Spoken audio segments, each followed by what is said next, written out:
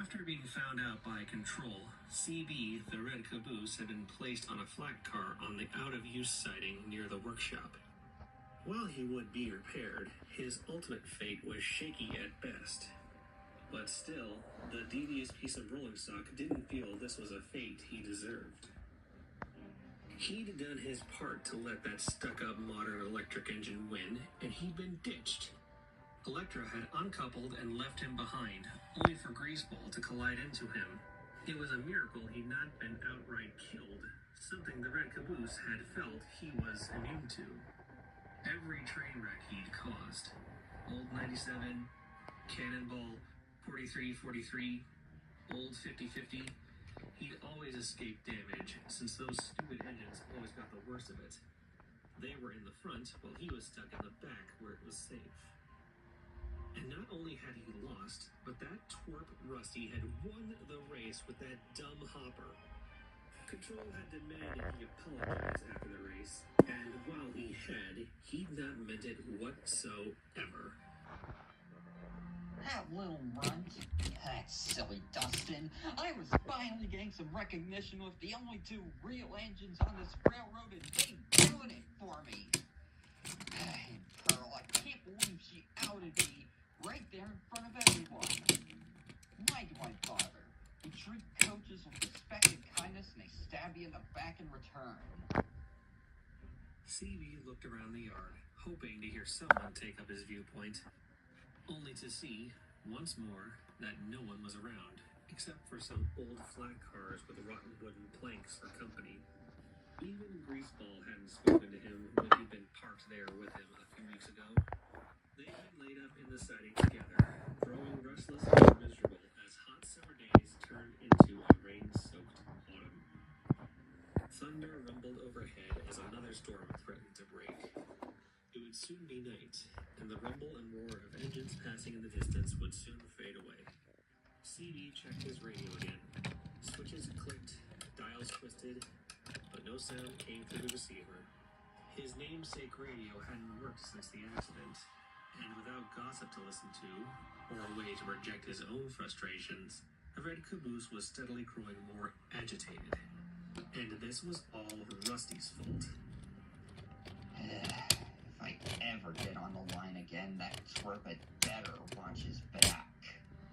Eventually, CB drifted off to sleep, his fury sapping him of energy.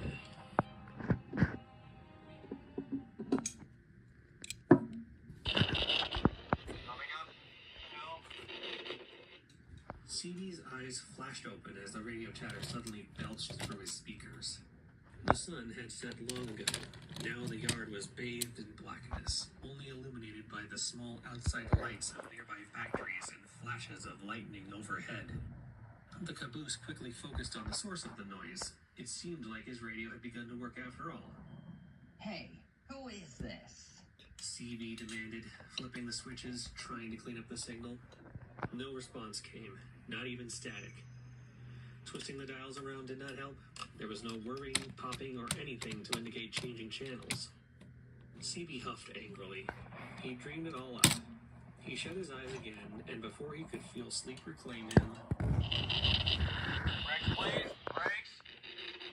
CB woke up with a start. That hadn't been a dream. That was actual radio chatter.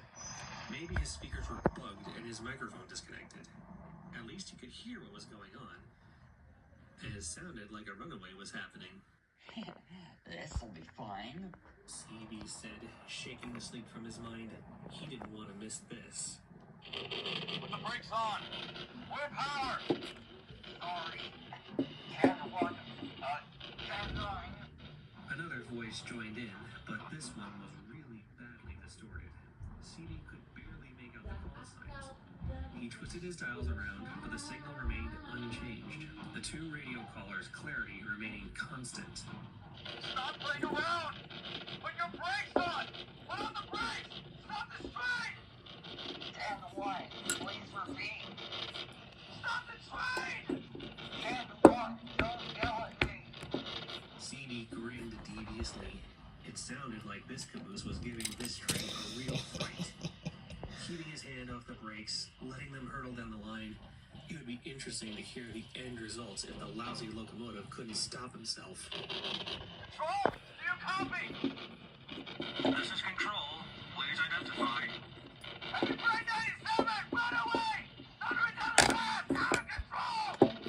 Phoebe blinked. 97. That number sounded familiar. 97, contact caboose for braking. Entering yard limits. Control, caboose will respond! Clear the left! Silence followed for a couple moments. At times, Control's voice broke in, trying to call back. 97, respond. Phoebe's mind still stuck on the number, as Control kept calling out for the locomotive to respond. 97, respond. Then the voice of the caboose came back. Only this time, it was crystal clear. No static or distortion at all in his battered earpieces. 1042, Control. All 97's wrecked. It's a mess. I tried to stop him, but he was too heavy or his own brakes failed. I don't know what went wrong. 1034 to shops. Hurry, please. CB stared in shock. The caboose's voice was his own. It was filled with concern, but also this clearly detectable air of glee hidden under it. Only he was capable of hearing it. Most listeners would be so concerned with the news they would never notice. His nerves shaken, he quickly snapped the radio off. That was a dream. I imagined it. Yeah, one of those weird sleepwalking dreams you have while your eyes are wide open. Yeah, that's all. Taking a breath and slowly letting it out, the broken caboose shuddered, his broken windows losing a few pieces of glass that finally shook loose. His wooden floors groaning. He closed his eyes and tried to drag sleep back to his mind.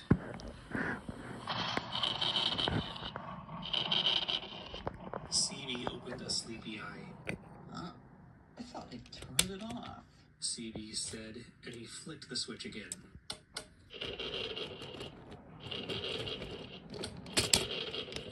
This did nothing as the static sound buzzed in his head. It came in hisses and pops. What's wrong with this stupid thing?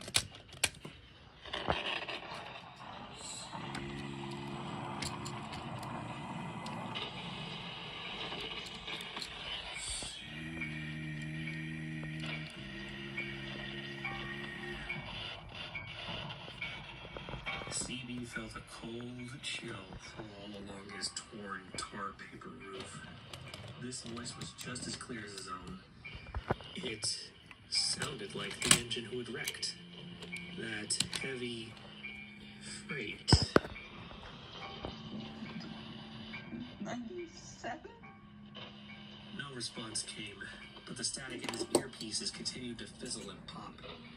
CB looked around through the yard. The storm overhead rumbled louder. Some drops of rain began to fall, and the wind began to pick up. In a flash of lightning, CB saw something on the rails in front of him. It was there in one flash of lightning, but then gone as the next flash illuminated the yard. He squinted, trying to clear his vision. Lord, that wreck must have rattled me more than I thought.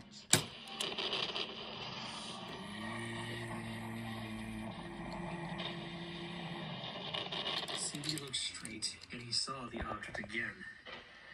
As the thunder rumbled, it moved closer towards him. Some hazy gray object on his track. As lightning suddenly flashed, the object leaped closer, covering distances it shouldn't have been able to, bringing its form into clarity even in the gloom. It was a big, dark gray locomotive. But as CB looked closer, he realized he could see the rails through the engine's cowcatcher. Smoke lazily rose from its funnel that looked like a dented garbage can. Sickly white light came from the headlamp on top of the boiler. Its lens shattered and hanging at a slight angle so as to show the chipped numbers on it. 97. CB's mouth went dry as he saw the engine's face. It was covered in soot. Wet trails ran down the broken cheeks from the eyes, which were simply deep black pits as if it had been crying. Its eyebrows furrowed a sad frown, and where a mouth should have been was featureless, bare metal. CB really wished he was on the ground so he could let his brakes on the way as this ghostly engine glided forwards. Soon its busted knuckle coupler made contact with the flat car he was on, making it shudder. The engine stood before him, staring at him with those empty black pits. CB shuddered, loose boards on his frames clunking together and his suspension springs creaking. When the engine spoke, it was through his headset.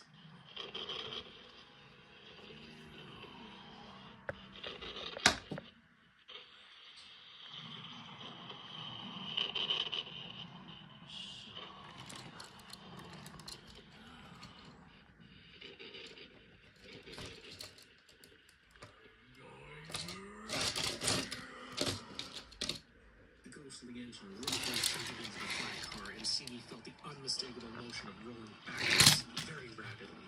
The squealing of the brakes on the rusty rails as the brakes tried to keep the flat car stationary.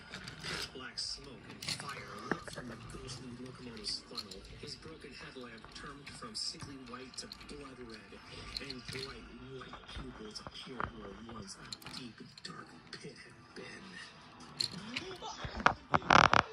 Wait! 97, we can talk! He felt his flat car smash back into the bumper stop hard, making all the remaining bits of broken glass in his windows fall out. The ghostly locomotive's face was frozen in fury.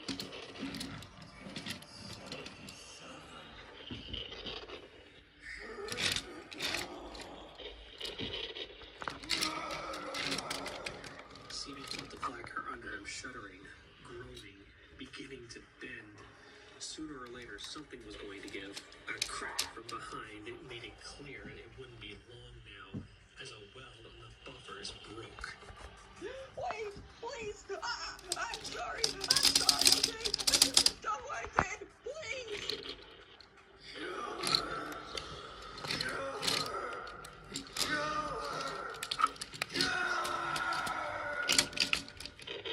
The flat car shifted under CB, beginning to tilt to the side. The wrecked caboose shifted his weight a little from one spring to the other, but this didn't help matters as he felt gravity tugging on his top-heavy form to pull him over. His eyes darted to see a line of old rusty wheels sitting on the ground. They were set up on their sides, their axle tips sticking up like spikes. A tumble onto them, and that would be it. Help me! Someone help me! I'm sorry, please! CB cried, all traces of his devious, sneaky personality shattering. 97 kept pushing, fire now leaping out of his funnel. His eyes glowed as bright as his lamp as his face disappeared into a black, shapeless mass.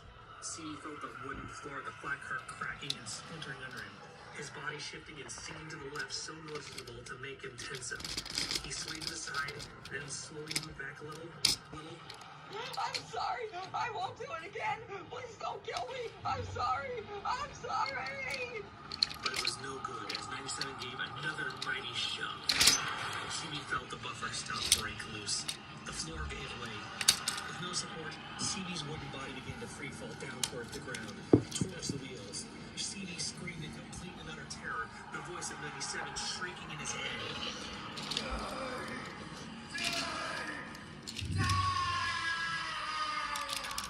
CB felt the wheels crunch right through his broken wooden walls. His metal frame jackknifed in the middle, and his radio disintegrated.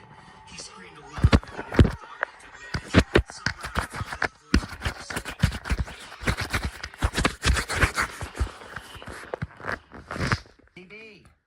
CB woke with a start as a voice broke through his screaming, and he felt a sudden backwards motion that shouldn't be possible. His eyes opened, and immediately the gray light of dawn rushed in. It was morning now. Thunder rumbled overhead, and a gentle rain fell upon him. His bleary eyes saw the form of an engine, and immediately he shut them tight. Please don't kill me! I'm sorry! I won't do it again! CB, it's me, Rusty. The voice drew CB to open his eyes again, slowly and cautiously. In front of him was the little engine, his once filthy paint clean and bright, not a speck of rust on him now. He looked up at the trembling caboose with a look of concern, but it was a mask of concern that he felt wouldn't last long.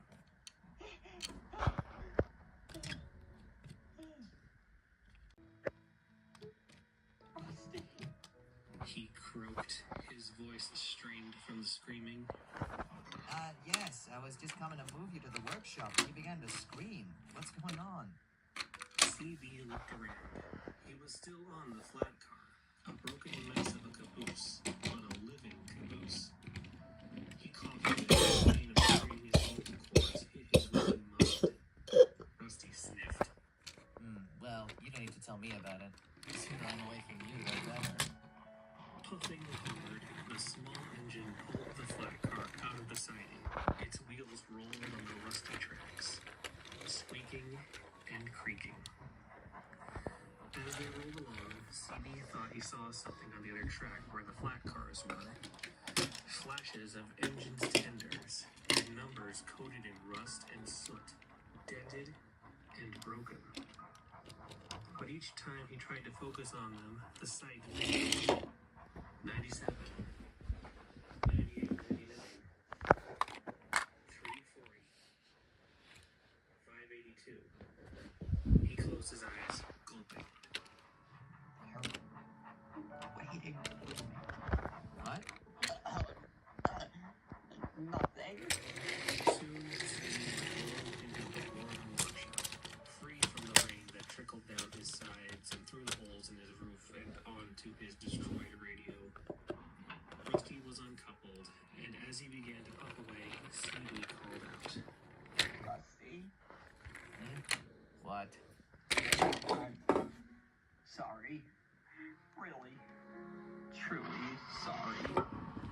It was wrong to say you were no engine. I know you'll take good care of Pearl. You deserve her. More than Greaseball deserves her or Dinah. And more than me. Look at me. I'm just a broken caboose, and you're a strong steamer. Rusty looked up at CB curiously. He'd not spoken to the rotten rolling stock since the race. And when he cast glances at him in the siding, all he got was dirty looks. What had brought this change about? He was going to ask when Control's voice boomed out on a loudspeaker at the station. The local will be departing in 5 minutes. 5 minutes to departure. Rusty looked back at the sad old caboose and sighed heavily. I'll see you around, CB. Hope you're repaired soon. The caboose said nothing as Rusty puffed away. He just stared at his couplings as the thunder rumbled outside, and the rain pattered down on the old tin roof overhead.